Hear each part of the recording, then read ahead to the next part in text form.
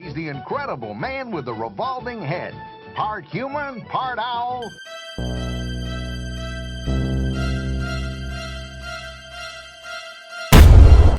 Our neck is one of the most fragile part of our body. Its joint can easily disalign or dislocated. And we all know that if you turn it 180 degrees, you die. So when the gentleman in circus was able to perform this act, everyone was stunned. Today, we will be talking about the human owl, Martin Laurello, who was able to spin his head 180 degrees without any injury or dying. Martin Emerling, better known as Martin Laurello, was born in May 1885 in Nuremberg, Germany. He migrated to the United States of America in 1921, together with a handful of people with biological rarities from Europe like himself. He was believed to be an anatomical wonder because of the feat he could perform. Although he wasn't born knowing how to do this bizarre act, Martin spent 3 years practicing to slowly twist his head little by little until he was able to achieve this feat. While Martin's head is twisted, he was not able to breathe. However, he was able to drink and could walk straight. When Martin Laurello was working at the Bailey Circus, he came to be known as the Bobby the Boy with the Revolving Head.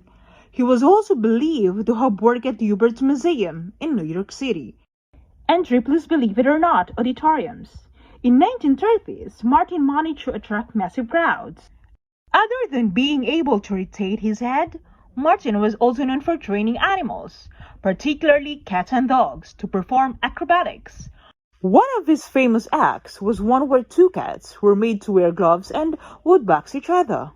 He also had an act where would have 2 dogs engage in a dance routine together.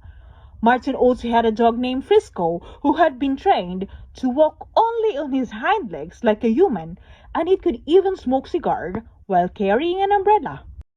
His routine normally started with his trained animals, then astonished his audience with his signature feat of twisting his head around 180 degrees. Strangely, very less is known about Martin's personal life, because literally there's no documentation of it.